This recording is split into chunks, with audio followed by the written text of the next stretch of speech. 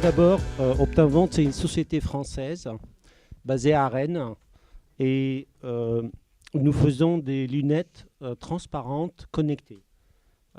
Vous avez entendu parler des Google Glass, c'est à peu près la même chose, sauf que ce que je vais vous présenter, c'est on a un afficheur beaucoup plus performant que celui de Google Glass. On a commencé à travailler sur les lunettes en 2008. À l'époque, les gens trouvaient ça bizarre qu'on travaille sur les lunettes.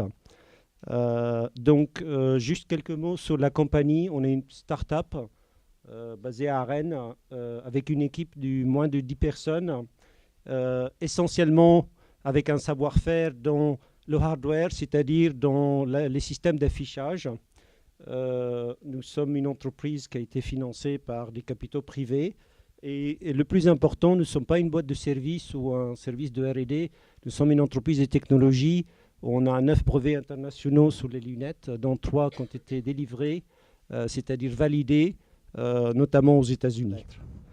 Je passe, bon, ça c'est la liste de brevets. Ce qui est important pour nous, c'est qu'il y a ce qu'on appelle une barrière d'entrée. Je suis désolé, la présentation en anglais, mais ça va aller.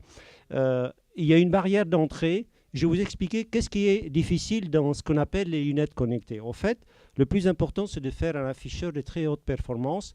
Et dans ce genre de technologie, au fait, il y a une barrière d'entrée très forte. Pas uniquement le brevet, il y a un savoir-faire. Donc, en fait, juste quelques mots. Qui a commencé à faire des lunettes de ce genre? Ce sont les militaires. Dans l'avionique, les pilotes, ils veulent avoir les informations directement dans les yeux parce que le pilote n'a pas le temps de regarder le tableau de bord. Donc, il y a eu un effort énorme qui a été fait. L'approche qui a été prise à l'époque, c'est de projeter sous la visière du pilote. Et puis, petit à petit, on a vu qu'on voulait que ce soit des vraies lunettes. Donc, l'objectif, en fait, c'est d'afficher une image qui est directement dans vos yeux et en même temps, de toujours continuer à voir le monde de dehors. C'est de ne pas avoir ce qu'on appelle des lunettes obstruantes. Donc la technologie, au fait, je ne veux pas trop faire une description technique là-dessus. Je vais vous présenter qui fait quoi là-dedans. Parce qu'on entend beaucoup des gens qui disent, oui, les lunettes. Vous avez les gens qui font des lunettes qui bloquent la vision, c'est-à-dire de gauche à droite, que ce soit une entreprise américaine. Donc c'est un afficheur, vous le voyez, mais vous ne voyez pas à travers. Que ce soit Vuzix, Recon Instrument qui fait aussi des appareils, notamment pour le sport, Sony et Carl Zeiss. Donc tout ça, ce sont des lunettes, vous les mettez, vous ne voyez plus rien. Ça veut dire que vous ne pouvez pas bouger, vous ne pouvez pas être en mobilité et surtout, vous ne pouvez pas faire des applications de réalité augmentée. C'est quoi la réalité augmentée? C'est que je vois la réalité telle qu'elle est et j'affiche des objets, j'affiche des informations là où je vois. Donc, parmi ce qui se fait, ce qu'on appelle en anglais see-through, c'est-à-dire les produits transparents. C'est-à-dire, je vois le monde tel qu'il est et en plus, j'affiche une image. Il y a plusieurs technologies, plusieurs produits. Vous avez Vuzix, qui a une entreprise américaine qui a un système très très lourd devant les yeux, qui est fait avec des miroirs. C'est très encombrant et c'est moche. Le gars aussi. Vous avez à droite Epson, qui est une société japonaise qui fait un binoculaire. Le problème, c'est que leurs lunettes pèsent 250 grammes. Ils ont sorti une nouvelle version qui fait 220 grammes. C'est mieux, mais ça reste trop lourd. Vous avez Laster, que vous connaissez, qui est donc un acteur français qui a commencé effectivement avec ce genre de système. Maintenant, il en a d'autres, je vais vous montrer. Et vous avez les Glass de Google, qui se distingue par une esthétique, et donc c'est Google derrière, mais en fait, on va voir que les performances ne sont pas vraiment à la hauteur. Alors, les choses qui ont été annoncées pour le futur, Laster qui a changé leur système, ils viennent d'en haut, donc ça reste, bon, on apprécie ou pas, ça c'est à chacun d'apprécier, mais bon, c'est quand même un acteur français important. Glass App, ce sont des Italiens. Eux, ils ont fait uniquement dans quelque chose de plus beau. Donc, ils ont des lunettes où on vient projeter sur la visière le verre, sauf que ça ne marche pas. C'est déjà monochrome et l'image n'est pas bonne. Donc, en fait, il y a énormément de bruit pour rien. Vous avez des sociétés de software qui s'appellent comme Meta, qui font énormément de bruit aux États-Unis, parce qu'on commence à faire du software. À quoi ça sert le software? C'est c'est ce qu'on appelle gesture recognition, ça veut dire on veut, avec les doigts, on veut interagir avec l'écran, mais eux, ils ne font pas des lunettes, ils les achètent chez Epson. Ils ont une barrette au-dessus des lunettes qui sont trois caméras avec ce qu'on appelle du time to flight. Et vous avez le plus ridicule, c'est en bas à droite, vous avez une poche, vous mettez le téléphone. D'accord. Donc en fait, il y a énormément de choses qui se font. Bon, qu'est-ce que nous on fait au fait? Nous, on fait des lunettes transparentes avec la possibilité aussi, et ce qui est important, de pouvoir avoir deux positions pour l'œil. C'est-à-dire, je mets mes lunettes comme ça, et donc j'ai mon image affichée devant mes yeux directement, mais je n'ai pas envie tout le temps d'avoir cette image dans les yeux. Je flippe le truc vers le bas, l'image elle est là. Je communique toujours avec les gens, même si c'est transparent, mais c'est une façon de ne pas couper, je dirais, la conversation, de rester toujours en contact avec les gens. Et puisqu'il y a un détecteur ici, vous pouvez voir que dans la position, ce qu'on appelle réalité augmentée, vous pouvez avoir un contenu différent de celui-là. Du genre, je suis dans la ville, comme ça se voit ici, j'ai besoin d'indications, on me donne des indications, mais je continue à voir le monde de dehors. Et quand je suis comme ça, ben, je peux avoir vers le bas, je peux avoir le plan, là où j'y vais. Donc, juste quelques mots. On a fait un benchmarking qui est une sorte de comparaison de ce que nous, on a par rapport à ce que fait la concurrence. Là, je parle de l'image, d'accord? Donc, effectivement, il y a Google Glass, il y a Epson, il y a Recon, Vuzix. Donc, tous ceux qui sont non transparents, vous ne pouvez pas faire de la réalité augmentée. Google Glass, au fait, il faut dire une chose, Google Glass, l'image, elle est en haut à droite, d'accord, et petite. Pour comparaison, l'image que vous allez voir tout à l'heure, elle est 3 fois plus grande que Google Glass, elle est 2 fois plus lumineuse chez nous, et elle est centrée à la vision. Donc ce tableau-là montre quoi? Quels sont les paramètres clés? Ce qu'on appelle le field of view, ou le champ angulaire, c'est de combien l'image est grande. Bon, nous, on est à peu près à 25 degrés. Est-ce qu'on peut faire de la réalité augmentée? Est-ce qu'on est transparent? Et le poids. Le poids est un paramètre très important. Google est autour de 50. Nous, on est à 70. Et une prochaine version va être autour de 50. Voilà. Donc, quelques mots sur ce dispositif. Comme je dis, on peut avoir deux possibilités. Quand on l'a fait, d'ailleurs, on l'a breveté, on ne s'est pas rendu compte de l'importance de ça. Mais en fait, l'ergonomie est quelque chose de très important. Parce que les gens n'ont pas besoin tout le temps d'avoir l'information dans les yeux. Juste quelques mots sur Google. À droite, vous avez une image qu'on a filmée nous-mêmes avec notre dispositif. C'est-à-dire que vous voyez, ça c'est le parking devant notre société. On a affiché une image. D'ailleurs, ce film, il est sur le site. Et à gauche, vous voyez, ça c'est un guide. Ça c'est un guide, c'est la partie qu'on voit de Google Glass. Et derrière ce morceau de plastique, il y a un fil électrique qui passe. Ben, quand vous regardez le fil, qu'est-ce qu'il a le fil? Il est déformé. Pourquoi? Parce que le morceau de plastique qu'ils mettent, il est très épais, il fait 1 cm. Et donc ça veut dire quoi? Ça veut dire qu'ils ne peuvent pas le mettre directement dans les yeux, ils le mettent en haut à droite. Et ça veut dire que le choix que Google a fait de mettre l'afficheur au-dessus n'est pas un choix. C'est un choix obligé, ce n'est pas un choix, comme on dit, d'ergonomie. Quelques mots, je vais passer là-dessus. Aujourd'hui, Optinvent a un produit qui va sortir en mars 2014. Donc, ce produit-là, c'est une plateforme. Qu'est-ce que ça veut dire une plateforme? C'est-à-dire, il y a les lunettes elles-mêmes. Alors, qu'est-ce qu'il y a dans ces lunettes? Vous avez une caméra, 5 mégapixels, autofocus, qui permet donc de filmer les gens. Vous avez une liaison Bluetooth Wi-Fi, vous avez un GPS, vous avez un capteur 9 axes, gyro, accéléromètre et compass, boussole, et vous avez un système Android 4.2 qui permet de développer des applications. Alors nous, on livre avec ce produit-là, qui est à 700 €, on livre un SDK. Alors SDK, c'est quoi? C'est ce qu'on appelle un System Development Kit. C'est un programme, c'est un menu qui permet aux gens de développer leurs propres applications. Donc celui qui commande, il aura ça en plus. Nous, ma présence là, elle est là.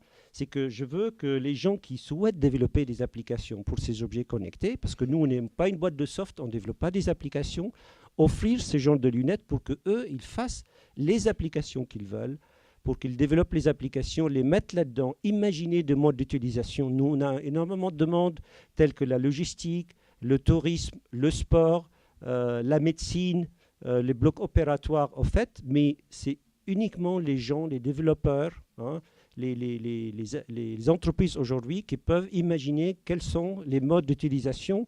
Nous, ce que l'on offre, c'est la plateforme et un support pour qu'eux puissent faire leurs applications. Il faut voir aujourd'hui que Google Glass aujourd'hui n'est pas disponible à l'extérieur des États-Unis. La version développeur elle est à $1 500 et il faut être aux États-Unis pour l'avoir. L'information, c'est que vous avez des acteurs français qui font des lunettes, des très bonnes performances qui sont en France et qui peuvent vous permettre de développer des applications. Je vends un peu ma camelote, excusez-moi, mais il faut se faire connaître.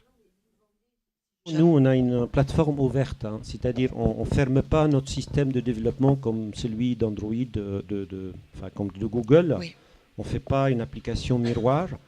On donne ce qu'on appelle ce SDK pour que les gens puissent avoir accès à tous les capteurs de cette lunette, à l'afficheur, pour dire, voilà, moi, je veux faire une telle application. Et donc, ils la font, ils la posteront, ils trouveront même leurs clients. Moi, ce qui m'intéresse, c'est que ces lunettes soient disponibles. Voilà. J'ai deux questions. Oui. La première, c'est que le système d'écran que vous avez utilisé, c'est quoi les différences entre votre système et Google Glass?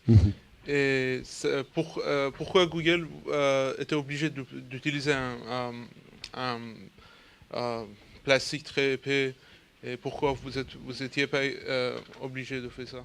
D'accord. Les différences sont, comme je l'ai dit, essentiellement dans la grandeur de l'afficheur. Pourquoi on fait au fait aujourd'hui des lunettes?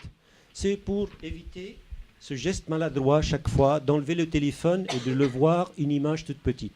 Donc l'image que nous, on va voir, je peux vous montrer à quelques-uns, elle est 3 fois plus large que Google. Donc la surface est 3 fois plus grande avec un guide devant les yeux qui est de 4 mm. Là où Google a une image, comme je dis, 3 fois plus petite, mais avec une pièce qui fait 1 cm d'épais. Et ça veut dire que si Google veut faire une image aussi grande que nous, la pièce, elle devient de 2 cm. Là. Mais c'est quoi la différence? La différence, c'est la technologie.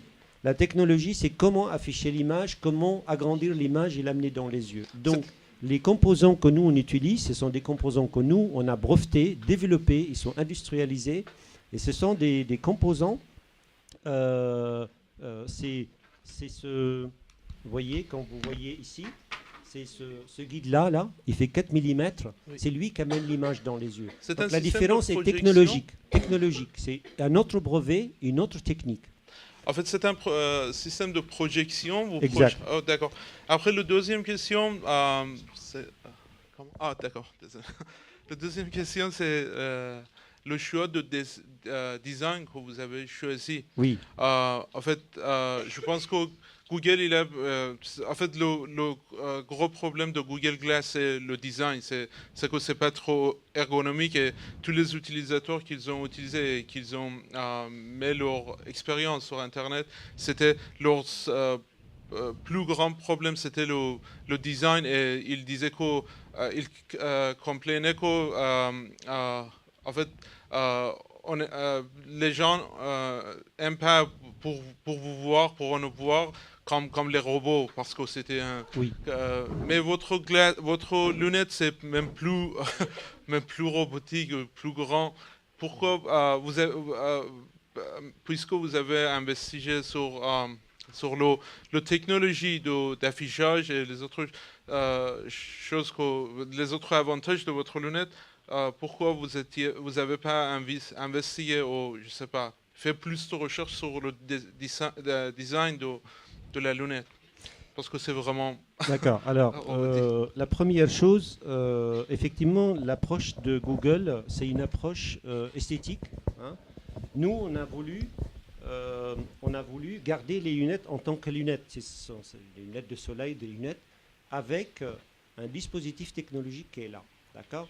Donc, on a voulu en même temps garder les performances de l'image. Ça ne sert à rien de faire, soi-disant, des lunettes avec une toute petite image. Donc, nous, on a gardé cet aspect technologique.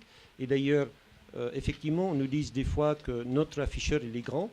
Mais aujourd'hui, la moitié de cette partie-là, elle est prise par l'électronique, effectivement, qu'on veut encore réduire. Et vous avez ici, sur toute cette partie-là, ici, vous avez un touch panel. C'est-à-dire, vous mettez vos doigts, vous avez toute cette surface-là, un moyen d'interagir avec l'écran. Donc, en fait, vous ne pouvez pas réduire à zéro ces volumes-là. Maintenant, je veux dire, nous, on a beaucoup travaillé sur l'ergonomie, d'accord. On pense que l'approche, c'est de rester sur ce qu'on appelle des lunettes et pas quelque chose qui est différent des lunettes. Hein. Mais vous allez voir, les gens utiliseront les Google Glass. À un moment donné, ils n'ont rien vu d'autre, mais dès qu'ils voient autre chose qui a quelque chose de beaucoup plus performant, parce qu'il y a une petite image, vous mettez trois textes, c'est fini, c'est rempli. Nous, on prévoit en 2014 de réduire cette partie-là encore, pratiquement de moitié. Le volume de moitié, et là on s'approche vraiment d'un design de toute petite volume. Mais vous ne pouvez pas le mettre à zéro, c'est ça le point. Alors, bonjour, moi je vais vous poser Oui. une question. Je Oui. suis porteur de lunettes, donc j'ai les verres corrigés. Oui. Quand j'essaye vos lunettes, je me dis que je ne vais rien voir. Est-ce que vous avez prévu quelque chose justement pour les gens qui, comme moi, portent des lunettes? Oui. Oui, on a prévu, on a un clip ophtalmique, vous le mettez là-dedans, il corrige votre vision. C'est aussi simple que ça. D'accord. Et ce clip-là, en fait, on corrige essentiellement les myopes, mais toute personne peut aller chez l'opticien, avoir ses verres, et ça se clip ici. Dommage, je ne les ai pas amenés avec moi. En fait, ici, au milieu des lunettes, vous avez un clip avec 2 aimants, et donc il corrige votre vision. Ça, c'est quelque chose qui fonctionne très bien. Oui, bonjour. Bonjour. C'était pour savoir, vous avez dit que vous laisseriez du coup le développement d'autres applications pour votre device, et je me demandais si Pardon ? que vous laissiez ouvert les différents développements d'applications Oui. pour votre device, et est-ce que au-delà du développement pur et dur, est-ce que ce serait possible de développer quelque chose qui nécessite un autre périphérique en plus de vos lunettes? Je pensais par exemple à hier, on a vu une vidéo intéressante avec une caméra basée sur les ultrasons. Est-ce que ce serait possible de connecter vos lunettes à, par exemple, cette caméra ultrason pour pouvoir créer une application qui permettrait de voir comme une chauve-souris, par exemple, via le tout petit écran qu'on a, qui permettrait de voir une vision restreinte? Oui. Enfin, est-ce que ces applications peuvent utiliser Oui, d'autres périphériques? Aujourd'hui, il faut voir, on a une plateforme électronique sans fil. Comme j'ai dit, il a un touchpad, une caméra 5 mégapixels visible, autofocus. Maintenant, si vous voulez changer, effectivement, ça revient à changer cette plateforme. D'accord? Et ça demande énormément d'argent et de développement. Par contre, vous avez plusieurs possibilités de mixer les capteurs, de faire des applications. Mais aujourd'hui, une autre caméra que celle qu'on a, ça nécessite de refaire toute l'électronique. Et ça nécessite un investissement. Il faut voir, au fait, c'est un parti pris qu'on a fait aujourd'hui de choisir ce type de caméra parce qu'on a énormément de demandes de la partie professionnelle, des gens qui veulent scanner des codes barres, des gens qui veulent avoir une très bonne définition.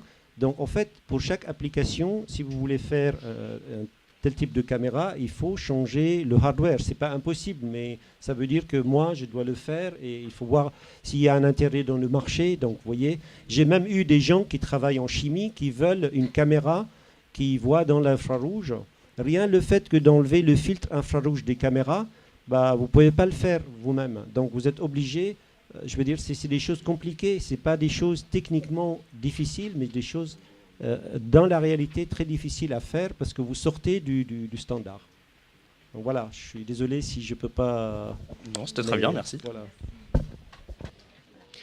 C'est des lunettes de scaphandrier parce qu'il y a un câble. Je suis très câblé quand même. Est-ce que la version Wi-Fi est disponible? En fait, j'explique, la version Wi-Fi, on a reçu la version sans fil. Donc, elle est en développement, elle sera prête d'ici un mois ou deux, et c'est à partir de mars, on aura la version sans fil. Ce qu'on démontre aujourd'hui, c'est la partie afficheur, parce que vous allez avoir la même qualité d'image. En fait, peut-être vous n'avez jamais vu des lunettes, une image transparente devant les yeux, parce que c'est quelque chose quand même qui est assez nouveau. Et donc, on a, comme je l'ai dit, une image qui est vraiment très, très grande et lumineuse. C'est l'équivalent d'une image de 2,80 m à 5 mètres de distance. Hein, parce que voilà. Après, effectivement, le contenu, vous pouvez mettre tout type de contenu dedans. Hein. Ça, c'est un exemple d'un cycliste qui marche, qui voit sa vitesse. Alors, là, je vous arrête, mais si je fais du 32 km/h comme ça s'affiche sur mon vélo, je me casse la gueule. Non, C'est- mais en fait, vous n'êtes pas obligé. Ah voilà. Alors, ça c'est la fameuse... Voilà, c'est le... Attendez, comment vous faites? Bah, vous montez ou vous descendez. Donc voilà. Ok, alors là je suis en mode affichage. Il y a quand même... Monter, on va dire. Ah non, ça s'affiche pas. Il y a beaucoup d'informations. Oui. Alors, il y a 3 barres d'informations, une boussole, Oui. la vitesse, voilà. Et on a beaucoup d'informations. Je cours pas à 32 km/h en déchiffrant Oui. l'écran. Exactement. Donc c'est pour Donc, cette raison-là que pour ce je me genre mets- d'informations, vous tournez vers le bas. L'image, elle est là. Ok, pas d'image. Je m'arrête, Voilà. je branche l'interface, Voilà. et là j'ai effectivement beaucoup d'informations. Mais on fait pas les deux en même temps. Alors, tout dépend effectivement de ce que vous faites. Et c'est l'application qui va manager ça. D'accord. Ça, c'est un exemple. Et ce qu'il faut voir, c'est que je veux dire, le type de contenu, vous avez dit quelque chose de très important, on ne charge pas trop l'image. Mhm. Il faut que le centre de l'image soit toujours disponible pour voir à travers. Parce qu'une image noire ici, c'est ce que vous voyez à travers. Ouais, il y a un obstacle se présente, je le vois pas parce que Voilà. là, voilà, ça s'affiche. Alors non, ça s'affiche plus. Ouais. Optivent, alors Oui. Optivent, 3 barres d'informations, Oui. une barre d'icônes, petite. Oui. C'est beaucoup d'attention, Oui. c'est beaucoup de déchiffrement. Oui. Euh, Pas pour le vélo, mais À voilà, pied aussi effectivement, à pied aussi. Effectivement, ce que je dis, c'est que nous, on a fait ça comme titre d'exemple. Maintenant, vous pouvez mettre très peu d'informations dans les yeux, d'accord? ouais. Et tout dépend du type d'utilisation. À un Non, mais- moment donné, Soyons, franchement, je Oui. marche dans la rue comme ça. Si je mets l'interface. pour quelqu'un d'autre peut voir, mais Alors, en fait, Il faut Oui. tester, il faut tester. Voilà, Sarah. vous pouvez prendre le micro et dire ce que vous voyez au fait. Et donc là, ça bouge, c'est ça? Oui, je vais vous montrer. Donc là, par exemple, l'image est centrée à votre vision ou elle est vers le bas. Vous avez 2 positions, d'accord? D'accord. Donc en fait, il y a une chose aussi, c'est que l'humain n'est pas habitué à voir l'image droite et l'image gauche qui ne sont pas les mêmes. Les pilotes, ils s'entraînent. Par contre, à partir du moment où vous avez l'image, elle est loin, à partir de 4 mètres, il n'y a pas un effort d'œil. C'est toujours parce qu'il n'y a pas... L'œil ne fait pas d'effort de mise au point, parce que la profondeur de champ devient très très grande. Par contre, c'est quelque chose de nouveau, parce qu'on n'est pas, nous humains, habitués à avoir 2 informations différentes. Donc, pour ce type de produit, effectivement, on a besoin de s'adapter, de voir les applications doivent s'adapter à mettre le bon contenu par rapport à l'application pour ne pas trop perturber, mais en même temps, il faut qu'il y ait un contenu quelque part, sinon les lunettes n'ont pas besoin d'être. Donc, cette intelligence dans la manière d'utiliser, dans la manière de donner l'info, elle est très importante. Elle est clé. Exactement. Bah, c'est vrai que le dispositif change complètement par rapport à celui qu'on a vu hier. Alors, dites-moi. Je sais pas, moi j'ai peut-être un problème d'accommodation là à ce niveau-là parce que Si vous regardez loin, très loin. suivant ce que je focus, en fait, je vois complètement flou, mais quand j'essaye de me concentrer sur les informations, je peux les voir floues aussi en fait. Est-ce que Donc, vous portez des lunettes normalement? Pas du tout. Donc, si vous regardez loin au fond de la salle, Bah, l'image devient nette si je regarde. voilà, exactement. Donc, en fait, il n'est pas fait pour travailler tout près, il est fait pour être en mobilité dehors, regarder des informations qui sont très très loin par rapport à C'est vous. peut-être la différence avec le dispositif d'hier, c'est que hier, si on focalisait sur l'objet, on le voyait quand même net, alors que là, en fait, c'est À si quelle je distance regarde, vous focalisez? je sais- Bah déjà, C'est- il est mieux positionné au niveau de l'œil par rapport à hier, le Mhm. dispositif. Après, je sais pas, c'est vrai que c'est perturbant parce que c'est pas des dispositifs dont on a l'habitude pour Oui. le moment. Oui. Donc, c'est peut-être une habitude, comme vous disiez, par rapport aux militaires que nous, on n'a pas encore. Donc, c'est vrai que d'avoir un œil dégagé et l'autre avec une information. Donc, et ça si change. on tourne de l'afficheur vers le bas, en fait, c'est une façon aussi, il faut voir, quand je tourne l'afficheur vers le bas, la caméra, elle tourne aussi. Donc, j'évite de filmer la personne en face. Et ça, c'était une problématique que Google a, c'est qu'on ne sait pas si on est filmé. Nous, le fait de tourner l'afficheur vers le bas, la caméra, elle vise vers le bas. Et surtout, elle dégage l'œil. Quand vous êtes en face d'une personne, c'est très bizarre. Vous ne savez pas s'il regarde les lunettes ou pas. Donc, il vous regarde. Donc, ça, c'est très important. C'est une expérience nouvelle. Ce n'est pas un produit facile. C'est quelque chose de nouveau. Donc, c'est ça, au fait, que le développeur doit voir. C'est qu'il a une application en vue, mais il doit voir comment les gens peuvent l'utiliser de façon optimale. Alors, quand on a une vidéo, au fait, puisque l'afficheur est très lumineux, des fois, on a du mal à voir à travers, mais c'est intéressant de voir que aussi, par exemple, j'y vais dans un café, j'attends un ami, il n'est pas encore là, j'y vais sur YouTube, et puis je mets un film, d'accord ? Et c'est pour juste vous montrer aussi la qualité d'image, ça veut dire que vous pouvez quand même avoir une image dans vos yeux. Et personne, c'est quelque chose d'important, personne sait ce que vous voyez. C'est-à-dire, à part le fait que vous regardez l'écran, mais il y a une, comment on dit, secrecy, c'est-à-dire que les rayons tout seuls ne suffisent pas à voir ce qu'on voit. Hein. Si quelqu'un se met en face de vous, il ne sait pas ce que vous voyez. Il y a juste une petite lumière. Ça aussi, il y a des gens qui pensent, par exemple, quelqu'un dans le train, il n'a pas envie de voir ce que les autres regardent, donc il se branche là-dessus, il peut travailler en toute sécurité, même dans l'avion. Moi, je pense que la point focal, c'est quand tu changes ton avis. Maintenant, par exemple, j'ai envie de regarder. Moi, Oui. je vois rien dans l'autre œil. Oui. Si j'ai pas envie de regarder, par exemple, le film, Oui. je peux regarder les autres, mais Oui. ça intègre un peu. Oui. Oui. Et en plus, physiquement, ça c'est bien. Oui. Mais en même temps, si j'ai eu la chance d'avoir Vous pouvez appuyer. quelque chose, oui, voilà. Parce que en première, l'application doit être plus précisée entre le taille des lunettes peut-être, ou bien plus spécifié pour le point focal pour l'œil. Mais pour le film, ça va bien, ça va mieux, je pense. Mais en même temps, il faut préparer. Je sais pas, c'est quoi. C'est déjà très bien fait, mais il faut savoir comment on fait encore reconnaissance avec ces genres de lunettes. D'accord. En fait, Avec quand des on met films. un contenu vidéo, ça accroche l'œil. Voilà. Et ça veut dire quoi ? Ça veut dire que je suis dans un mode entertainment. Je suis en train de m'amuser, de regarder un film.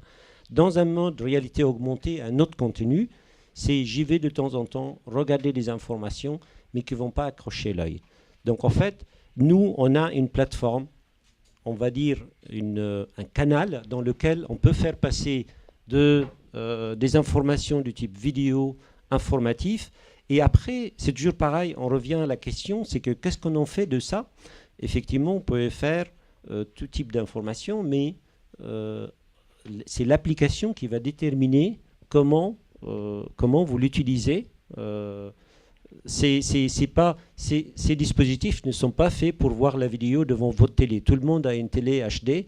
C'est fait pour être en mobilité dans la ville tout le temps, avoir des informations utiles, de réalité augmentée, de temps en temps de regarder un film ou, je veux dire, c'est dans l'industrie, c'est de la caméra qui reconnaît les gens, d'accord, qui reconnaît des lieux, qui vous connecte à un site internet. Donc tout ça est prévu.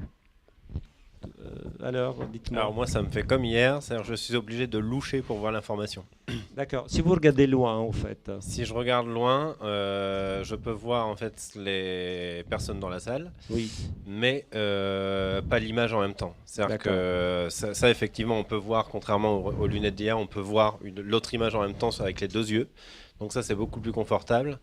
En revanche, pour voir vraiment l'image qui est projetée sur le petit écran, là, sur la lunette droite, je suis vraiment obligé de pratiquement loucher de façon vraiment très volontaire. Et c'est flou pour moi. Ah oui, vous êtes, Mais vous êtes myope Oui, je porte des lentilles. Si vous êtes myope, il faut... Ah, vous portez des lentilles. Ouais. D'accord. Mais normalement, si vous êtes corrigé, parce que l'image, au fait, elle est située loin, à peu près à la place de la caméra, d'accord? C'est-à-dire que là, ce que vous dites, quand vous nous dites c'est l'image est loin, enfin pour moi ça n'a pas de sens parce que ma mise au point elle reste au même endroit. C'est-à-dire que pour moi je baisse l'œil, oui. Je suis obligé de baisser l'œil droit oui. logiquement. Là c'est plus net avec le vert plus bas, oui. Enfin l'image plus basse, oui. Mais pour moi ça reste flou quand même.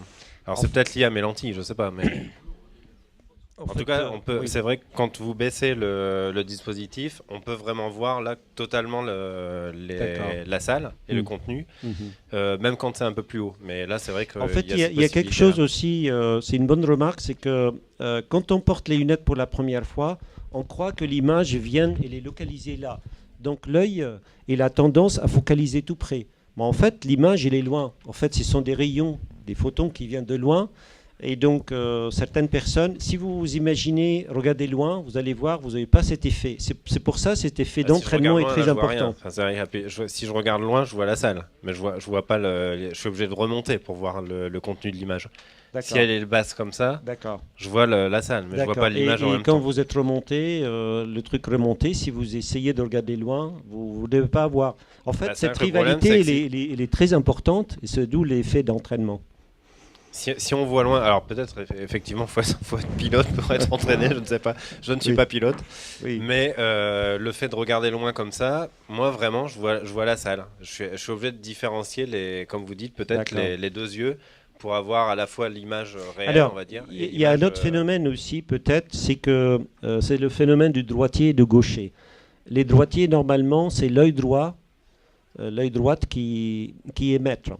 C'est pour ça qu'on a fait un module droit. Mais pour ceux qui l'œil gauche est maître, il faut mettre ça sur l'œil gauche. Donc en fait, on retrouve certains aspects qui sont ergonomiques, qui sont importants. Pour savoir si on est gaucher ou droitier pour l'œil, il suffit de mettre son pouce comme ça et de regarder loin. Et donc de fermer un œil ou un autre, d'accord? Si avec l'œil droit il ne bouge pas, c'est que vous êtes droitier. S'il bouge, si c'est l'inverse, c'est vous êtes gaucher. Est-ce que c'est possible juste d'avoir un tout petit bout de vidéo? Et ça peut expliquer aussi. Donc en fait, généralement, il y a des tendances. Bon, on n'a pas fait des études anthropologiques, mais... Tout le monde est en train de faire ça dans la salle. C'est un test très simple. C'est possible d'avoir juste un bout de vidéo? Oui, bien sûr, oui. Oui, je vous écoute aussi. Il y a des gens qui posent des questions. Oui, bien sûr. Ou alors c'est pas peut-être... Posez votre question. En fait, vos lunettes vont provoquer des conflits entre l'accommodation déjà entre les deux yeux et la convergence qui va être complètement modifiée avec des rivalités binoculaires qui vont se rajouter. Donc ça fait déjà 3 conflits visuels. Est-ce que, sans parler des éventuelles occultations qui ne se font plus, est-ce que vous avez pensé à faire des études psychophysiques sur la fatigue visuelle et éventuellement sur la dégradation du système visuel après une demi-heure d'utilisation ? En fait, on a fait beaucoup d'essais chez nous, mais on n'a pas fait à proprement dit une étude médicale. Maintenant, concernant notre afficheur, il n'est pas binoculaire, il est monoculaire.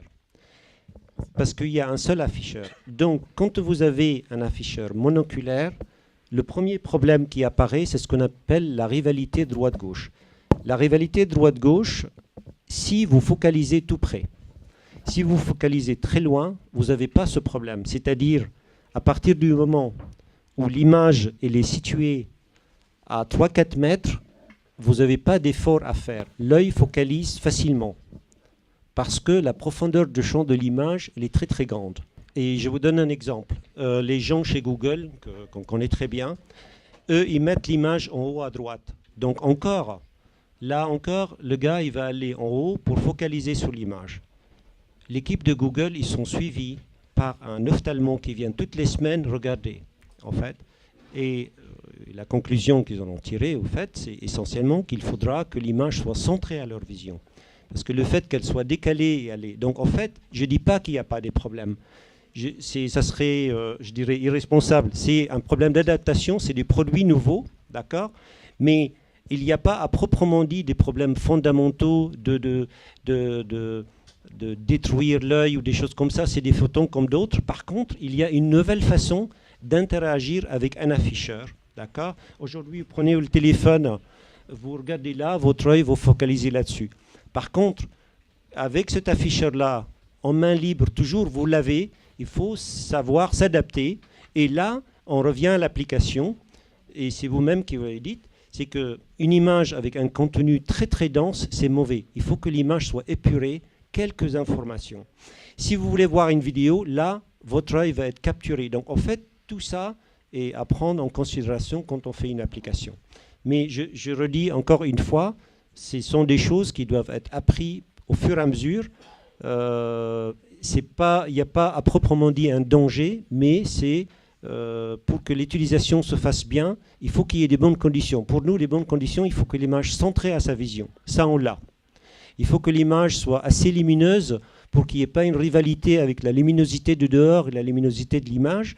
Il y a beaucoup de paramètres qu'on a essayé de résoudre, mais il reste que ce n'est pas quelque chose de commun dans la vie d'avoir une image digitale superposée à la vision. J'avais une question liée à celle de Laure. Oui. Vous êtes où ? Ici. Oui, pardon. Pour une utilisation des lunettes la nuit, est-ce qu'elle est possible, étant donné que, par exemple, si je suis sur mon vélo la nuit dans la rue et que j'utilise, par exemple, un GPS intégré dans mes lunettes, est-ce que ça ne m'empêche pas de voir justement les objets, étant donné que l'écran a l'air relativement lumineux ? Non, ça ne vous empêche pas parce que nous, avec notre produit, on a un détecteur de lumière ambiante de dehors qui, lui, va adapter la luminosité de l'image projetée en fonction de la luminosité externe. En clair, vous êtes sur la plage avec une luminosité très très forte, on va mettre une image très très lumineuse, et quand c'est la nuit, on va faire l'inverse. Et on peut changer le niveau de luminosité par un facteur 2000, d'accord ? C'est-à-dire on peut baisser, pourquoi ? Parce qu'on éclaire l'afficheur avec une lumière LED, et on a accès à cette intensité lumineuse de façon instantanée. Donc ça peut se faire pas uniquement entre dehors, dedans, même dedans. Tout dépend, la luminosité qui vient vers vous, on ajuste de façon automatique.